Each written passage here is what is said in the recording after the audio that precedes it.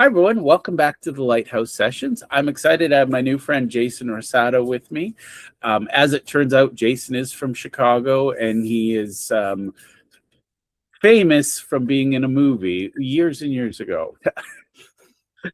Jason, tell us a little bit about yourself and just give everybody a little nod as to what movie you were in and how that played out. Awesome. Thanks, Jeff.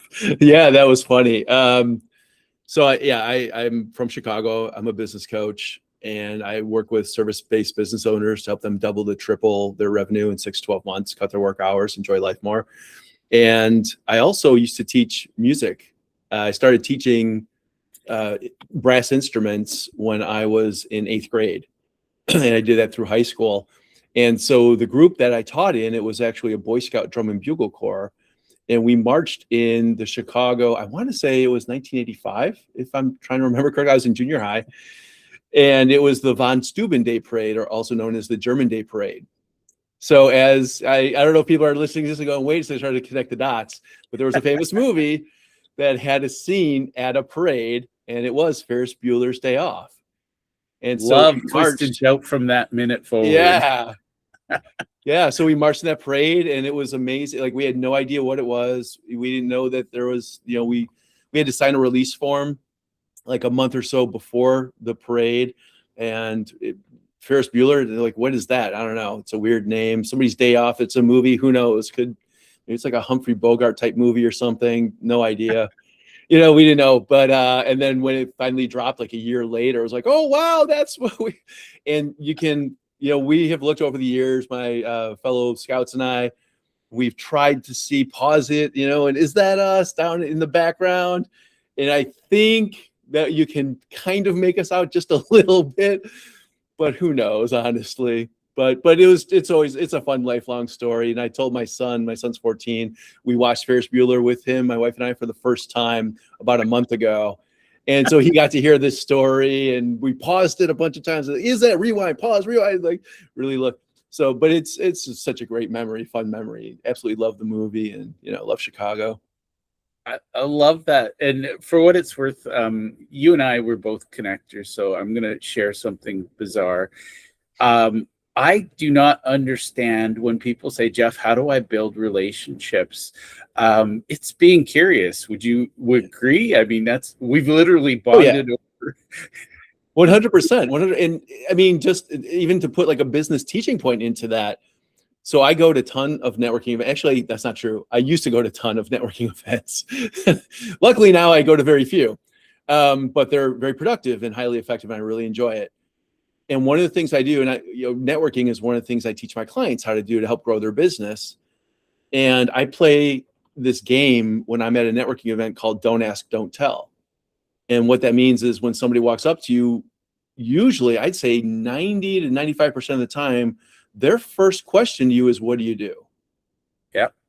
And so the game I play, and I teach my clients to play this, is don't ask that question and don't answer that question.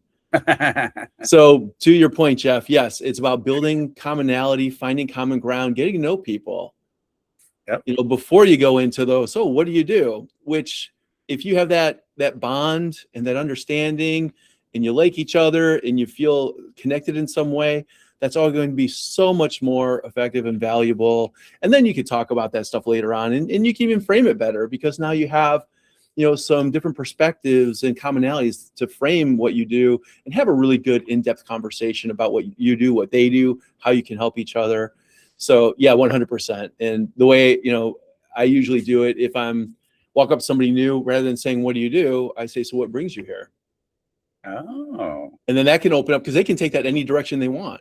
Right? They might jump into what they do, or they might say, well, I'm just here trying to, meet new people, and I know how I can help them. Like, oh, well, have you spoken with so-and-so, and what kind of people are you looking for, and why, and what do you find interesting about, you can go down the whole curiosity, getting to know you, getting to know about them, Yeah. So isn't that a song? I'm with you. Which song? Getting to know you, something.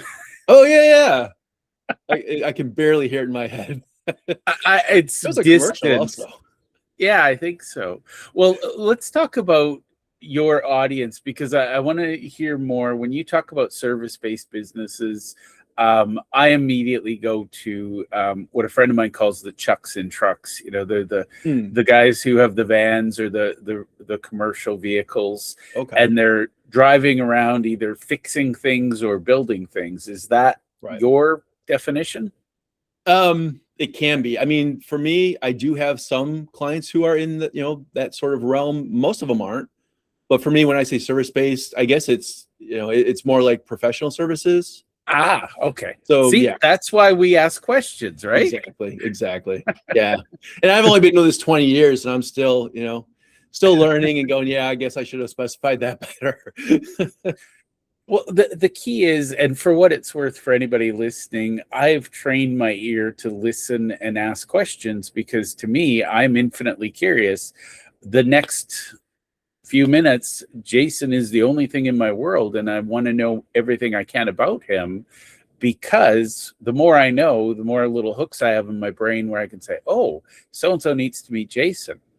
Now, the fact that we clarified that he works with professional service, we're going to have a different conversation because that's the people I work with as well. So, do you mind if I jump in? Because no, absolutely. I was going to ask you then, because when I said that, you were like, oh, okay. There was a huge light bulb, but now I was thinking, okay, so what is he thinking? So when I said professional services, who came to mind for you that time? Oh, well, okay.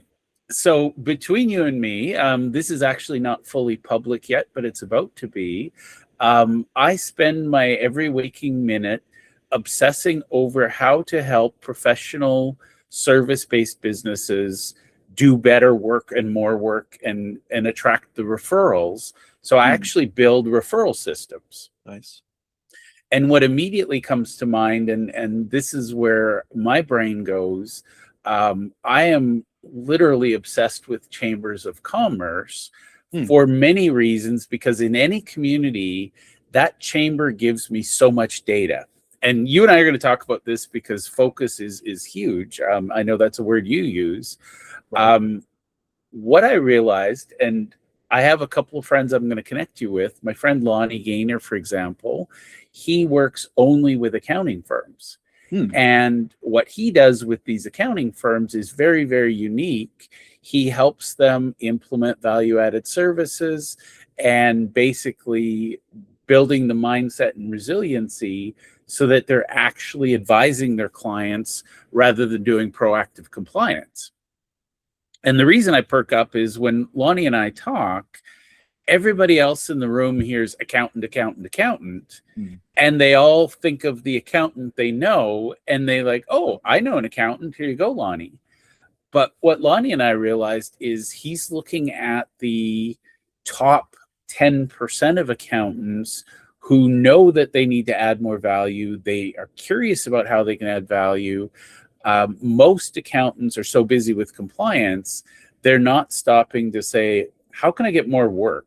Right now, they're saying, God, I'm drowning, stop. Yeah. And just understanding the nuance of the word accountant, that opened up so many doors. And given that you're in Chicago, I actually have a couple of friends that are professionals in Chicago. And that's where, when we get specific, and that's part of the whole point of the podcast is, oh, you need to meet this person because, oh, there's an intersection. So that's where the light bulbs go off for me. So, okay. Yeah, definitely. So let's talk about what you do with your service-based, professional service-based industries. Do you have a favorite, or do you sort of work with the B2B, B2C? What does that look like? Yeah. Favorites are hard because they're, I like favorite types of people. Yeah. Okay, let's talk about the types. Yeah. So clients who are open, they have an open mind about, I'm not doing everything the best I can. And I know that there's improvement that can be made, and I don't know what it is. And just people who are natural learning sponges. Yeah. Right. Curiosity keeps coming up in these conversations, right? Yes. Yeah. Yeah. People are natural learning sponges.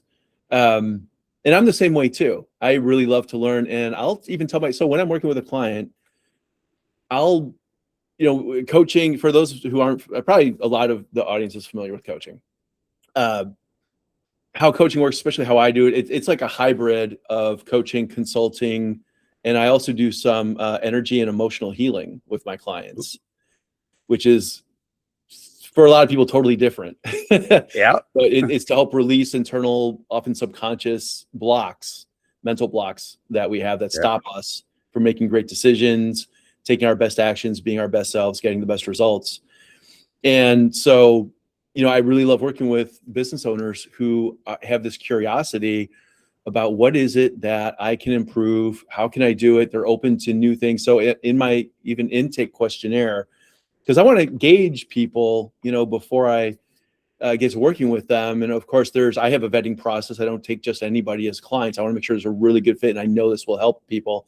So on my intake questionnaire, before we get started, one of the questions I ask is, are you open, or how did I word it? What's your attitude about trying new and alternative ways to grow your business? For instance, meditating to grow revenue.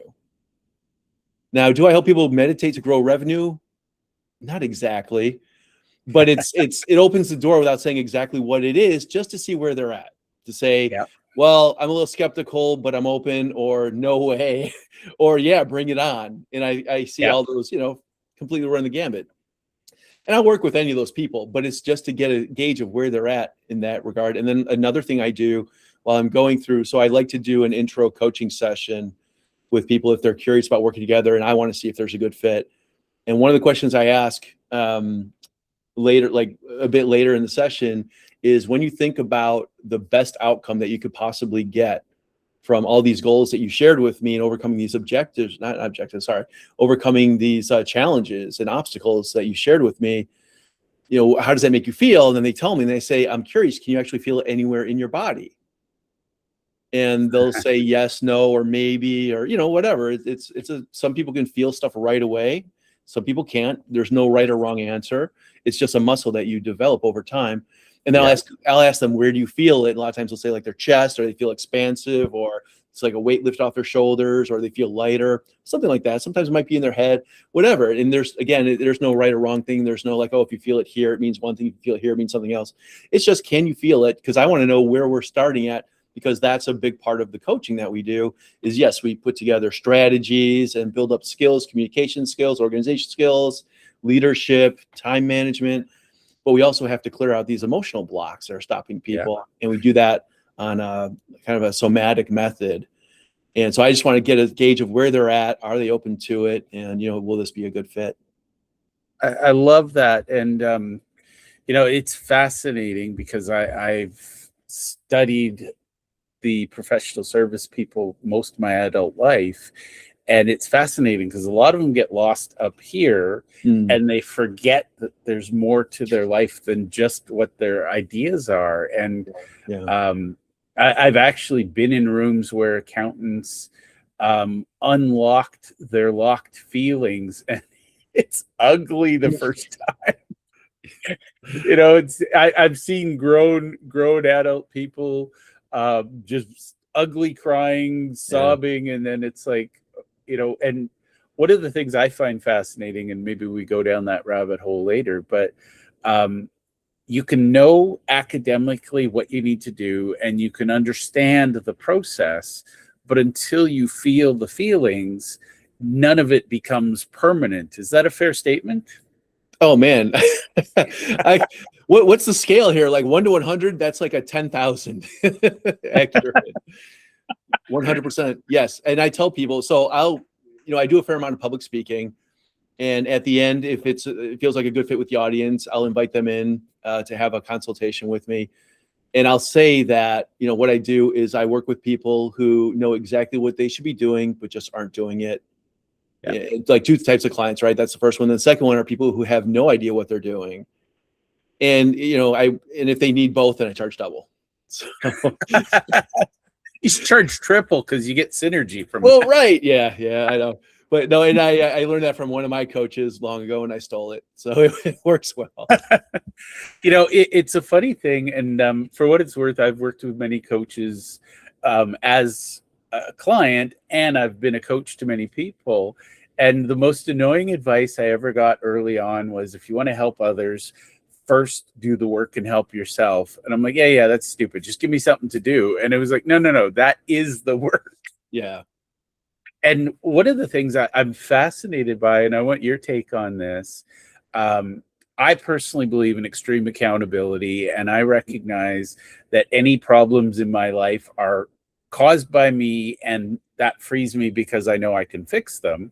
Mhm. And by the way, when you're not regulated, that advice is also annoying. But one of the things I heard over and over, and I want your take on this, is accounts like, how do I make more money, or professionals in general, and they have this formula of hours work times rate. Yeah. And I always looked at it and I'm like, you're fixing the mechanics while ignoring the mechanic, because you're not fixing the alignment. So what I believe now is people will pay us exactly what we believe we're worth. How does that resonate with you? Yeah, that does. Yeah, I had a bunch of different thoughts as you're one of the mechanic that, yeah, I like that. Without fixing the mechanic. We're getting mechanics without fixing the mechanic. What I tell clients is, when we're working together, it's like we're building the plane while flying it. Yeah. And that kind of made me think of that. I'm not a big fan of, so the way I work with people, and again, my background before coaching, my last full-time corporate job, I was training manager at the company I was at. And before that, I was in other training, development, and leadership positions. Before that, I had a small restaurant. And I mentioned, going back in my childhood, I used to teach music lessons and was a core director. So I've always had this kind of teaching, mentoring, leadership thing throughout my life. And I forgot exactly where I was going with that. That happens too. Can you ping me back to what we were talking about right before that, if you can? Let's rewind the tape. Hold on. Oh, the plane flying it. Yeah, the mechanic and the mechanics. Yeah, I don't know. I completely lost. You just proved that you belong on the show. And for the record, I just want to say to anybody watching, Jason has the courage to stand in front of me here and expose his universe to me. Sometimes universes, there's a lot going on, and we just need to pick up a new thread and resume, because I think a lot of people be like, oh, I'm not perfect, I'm not going to do it. Now, what I would guess you're going to is how you help people build the resilience so that they are comfortable. Because I think you said, not everybody's ready for that jump out of the plane or build the plane as we. Right. Yeah. Right. Thank you. That totally got me back. Yeah.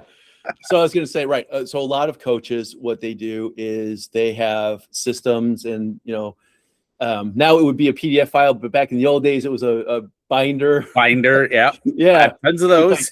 Yeah, with 300, and they would literally, you started working with them, they'd be in another part of the country, they would mail it to you, ship it to you, you'd get this binder of like 300 pages, and they say, start studying. And I do not believe in that whatsoever. Yes, I have, both in my head and, worksheets and templates and exercise and stuff that I've made over the years, 300 probably pages. But I don't want to mess around with what's already working with somebody. And just because I have a system for something, if they're already good at it, I don't want to break what's not broken by trying to reteach them my system, but I will pull out what they need when they need it. Yeah. Right. So that's where I was going with that. And same thing with accountability. Some people are really good at having accountability to themselves, and some people are terrible at it. And one thing I've noticed a lot, so I tend to get clients, I don't know what percentage, because I honestly don't ask if they bring it up, but some clients have ADHD.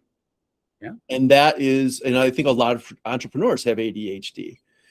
And I think I have ADHD. I'm going to go further, Jason. Okay. I don't believe you can succeed as an entrepreneur without being neurodiverse. Okay. And the reason is there's a resilience to us. There's also a curiosity, and we spot patterns that other people miss. So believe it or not, I believe a visionary entrepreneur, especially, there's at least a little bit of ADHD, probably a little autism. I'm fascinated by the number of dyslexic founders who succeed really well, even though traditional learning told them that they were stupid or they couldn't learn. Right. Well, when you can't read and write properly without your brain jumbling things, but you can think in 15 dimensions, who needs to learn how to read and write? Yeah, absolutely. Absolutely. Yeah. And so when I think about, going back to like the accountability and neurodiversity and just we're all different, we need different things. Some people are good at keeping track. Many entrepreneurs aren't. Yeah, maybe a good majority. And so I was working with a client yesterday who is a real estate agent. He has ADHD. I mentioned a few minutes ago that I think I have this. This has come up to me about 6 months ago. I was reading a friend's Facebook post who has ADHD. He's very successful. He runs a very well-known local car dealership. You would never know, right? And he said it was really, really, boy, it was so eye-opening for me. And he was saying he was taking exception to the fact that people say in passing as sort of a joke, if they forget something, they say, "Oh, pardon my ADHD," when they don't have it. They just say that, off the cuff. And he was like, "No, you don't understand. That's kind of insulting to me. You don't know what it's like to live with ADHD." And then he started listing out all of the challenges in his life.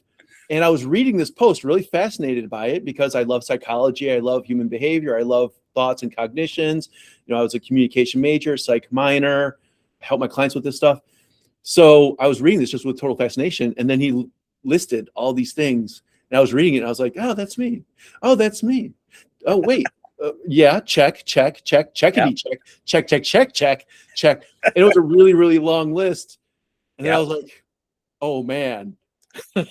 This puts so much in perspective, and I haven't taken the time to get tested. It's on my mind. I'm curious. I want a definitive answer, but also I've learned coping mechanisms and I've studied, I use Dr. Google AI for a lot of things in my life, which we're not supposed to do, but I do.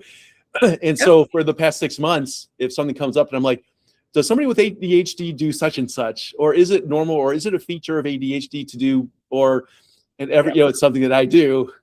And it's like, yes, yes, yes. And it explains it. And I've just gotten such an incredible education on this over the past 6 months. So anyway, accountability, the process of coaching, you have to build system. And when I'm working with somebody, I tend to work for about 6 months at a time. Sometimes, there's variability in that. Sometimes it's less, sometimes it's more. And the idea is to help give them structure, to help give them perspective, concepts, that then they can learn and create patterns and new habits and better habits and then do it on their own. I don't want clients for life. If I have a client for life, I haven't done my job, right? So I love that. And I want to pull that out because I think I take exception to the coaching world, or quite frankly, to the therapy world, when it's like, okay, my model is you're with me for life and I'm going to keep fixing you. And it's like, how broken was I? It's not looking for perfection. It's how do we get to the next level? And then we normalize that and stabilize for a bit. And then we jump ahead. Now I'm going to ask you a question, because earlier you said something about 2 or 3 timesing somebody's revenue in a year. Now, I used to do that, and I realized how sadistic that was. So I'm going to actually pull something out here from what I've learned. Okay. One of the things I hear over and over and over when we talk about doubling or tripling is that a lot of professionals are already working 80, 100-hour weeks. So to double or triple, they look at it and go, I can't work 160. Right. And I know you've got an answer for that, but I want to bring it out because I think a lot of people are very literal. If we double this, then we have to double that. So let's talk about your philosophy, because I know you're not doing that to people. No. And that's one reason that people hesitate to sign up for coaching. Like, Yep. I'm already really busy. You're asking me to put another, 45 minutes to an hour on my plate, plus the work you're going to have me do in between sessions. There's no way. And I'm like, look, no, you don't understand. This is the work that either one you're already doing, or you're not doing what you should be doing. Yep. But you're going to do it better and faster. It's going to take you less time. So you're going to get a return. And I honestly, most of my clients, some are happy with the number of hours they're working. Let's say they're working 50 hours. They absolutely love what they do. They're in real estate, for example. They love that. And they don't want to reduce their hours, but they want to be more efficient. They still want to see more growth. They want to be able to delegate better. They want people under them who take more ownership, are more productive and more profitable, and they can grow that way. Great. Some people are like, yeah, I want to see my kids more. I forgot what my wife has looked like.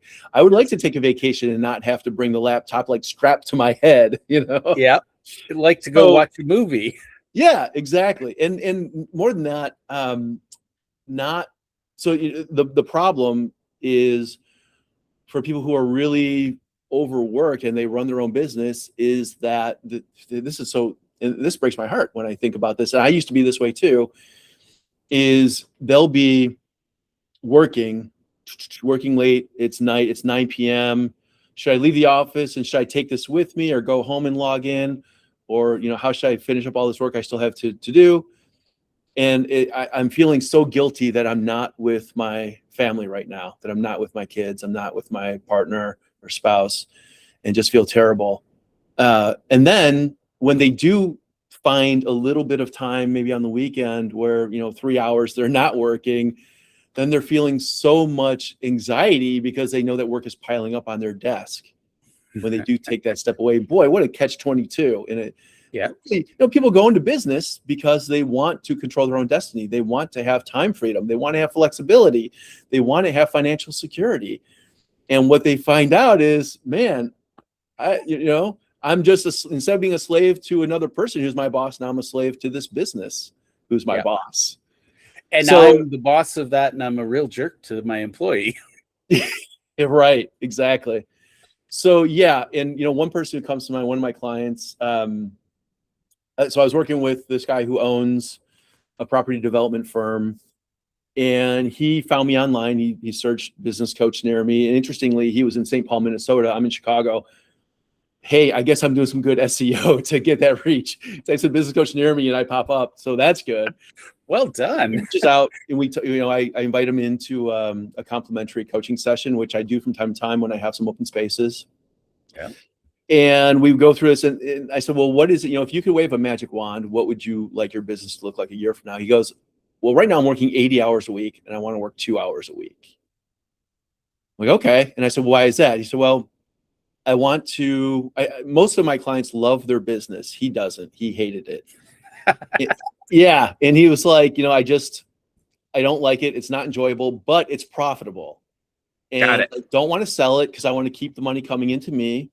Golden handcuffs. Longer term. I don't want to just shut it down because it is profitable, but I also don't want to run it.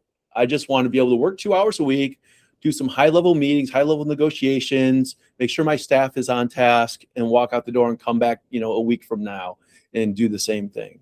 I was like, okay. So we go through this session and do an assessment of his business and his challenges. And I said, I'm curious, how long have you been working on this, trying to reduce your hours from 80 hours? He said, it's about 6 months. And I said, well, how much progress have you made? He goes, 0. I was like, okay. I said, well, actually, the good news is what you shared with me. You've got a really great foundation in place, much better than I think you realize and recognize. And I know I can help you to do this. And I think we can get you there in 2 months, maybe 3, just to be on the safe side. Yeah. He's like, wow, okay. So we started working together. And what it was that he needed, because I've done this again with other clients as well. Now he's an outlier, 80 hours, down to 2. So we did it. We did it in 1 month. We got him there because he had these other business interests that he wanted to do instead, which he was starting to kind of dabble in, but that was just stressing him out. He just had too much going on. So, and we mentioned focus before. Yes. Yeah, it's totally. It's about focusing on the things that you love doing, that excite you, that lift you up, that energize you, because those are the things that you're usually the best at. And the other stuff that doesn't energize you, you're probably not that good at. And it also demotivates you because you're like, oh, I got to do this thing now today. I just don't want to do it. Let me go procrastinate instead. Let me go eat some chocolate cake, or let me check my emails, indefinitely. I suddenly need to research ancient Egypt, anything but the work that matters, right? Right. So working with this gentleman, yeah, we did that. We got him there in 1 month, and it was a matter of helping him to recognize who he already had in place, who could be elevated, how to do that. I thought he might have to hire somebody like a general manager and bring them in from the outside. And that's why I thought, well, 2 to 3 months. He didn't. He actually already had the person. He just didn't recognize it until we worked together and found that out. And then worked on his mindset and helped to release those, like I said, internal subconscious fears about trusting himself as a great leader and one who doesn't have to be there all the time, and trusting his team to be great leaders themselves and great producers. And once we did that, all of this just, took off. One thing I'll say about our people is there's a sense of importance at being the lead firefighter. But I've also learned sometimes you got to take the matches away, because we can also be the head arsonist. It's like, stop lighting fires, you could stop fighting them. And it's funny because I'm fascinated by EOS and how Gino built it to protect visionaries. And that's the big aha. You and I talk about focus. For a lot of visionaries, the word focus invokes fear and terror and some sort of mortal danger. But the reality is, focus is not about doing one thing. It's not sitting on the assembly line and putting on the left rear wheel. It's about knowing what your zone of genius is and what you should never touch. And I got so extreme. I actually have an exercise I'll share with you. It's called the heaven or hell. And it has nothing to do with the actual merit of the tasks, but heaven lifts you up and gives you energy. Hell drags you down and torments you. And that's the thing with our people. If you're being tormented by your business, you will avoid all the things you should be doing because you're trying to avoid all the things you shouldn't be doing. And it's like, just delegate that crap. Let somebody else. Right. So sorry, we could go on an entire episode on that topic. Well, I was going to say, there's always somebody. If so, you mentioned heaven and hell. I like to think of it in terms of cake and cringe. Things. Your cake is the stuff that you love doing. You would eat it every day for breakfast, all day long if you could. The cringe is obviously the hell, the stuff that you don't want to do. So I always advise small business owners, try to make your daily activities as much, 100% if you can, of cake, and then delegate all the cringe, the stuff in between. Try to delegate that too. Do it if you have to, but really, really focus on your cake. Your heaven. Well, the funny thing I've found, and I want your take on this, but my version of heaven activities, relatively speaking, add at least $1,000 to $10,000 an hour in value to the business. Whereas the hell tasks, suspiciously, are usually $10 to $100 an hour value tasks. Now, not exact numbers, but that's just sort of how I filter. And I'm amazed how many 80-hour-a-week people are buried in $10 an hour tasks that, honestly, if you stop doing them, nobody'd even notice. And there's a cost to doing cringe activities. I mean, it's the energy. But honestly, from a mindset point of view, it's the shame and blame. It's, I should do this, I should do that. And I have a friend right now, he's going through a deep existential crisis. And he's like, oh, I'm too busy to do this. I'm too busy to do that. And I'm like, dude, you spend half your day doom scrolling LinkedIn. Stop that. He's like, but my other coach told me I needed to do more on LinkedIn. And I'm like, no. It's not more, it's better. Absolutely. Totally. And the worst part is he's got all the metrics that his LinkedIn coach gave him, and he's crushing the metrics, but it's all shallow, empty calories. It's, just, oh, I got a like. Who cares? Yeah. Oh, I have a new follower. Who cares? Yeah, it goes back to what you said, and I use the same language too, zone of genius. Yeah. And do the things again. Yeah, if you love doing LinkedIn and you love posting and you're good at it, again, there's some things that we love doing that we're not good at. That's usually the exception, not the rule. The things that we're good at, we enjoy doing because they feed back on each other. We do them all the time because we enjoy them. The more you do anything, you're practicing it, so the better you get. And the better you get, the more you enjoy it, right? So it's a cyclical thing. And the things you don't like are the exact opposite. It pulls your energy away. It gets your focus off track. It, gives you this menial stuff that you just don't enjoy doing. So one thing that the second meeting I've been in today, and I mentioned I used to have a restaurant. I can't remember if it was this conversation or the one before. But I used to have a restaurant. And that was a second location of an existing one that I started working at when I was a teenager. And one thing that one of the owners, there were two owners at the original location, and one of them said to me, I came in one day, he said he was working through some kind of challenge, and he said, let me give you a good business lesson right here, Jay. And I said, well, what's that? And he said, never ask somebody to do something that you wouldn't do yourself.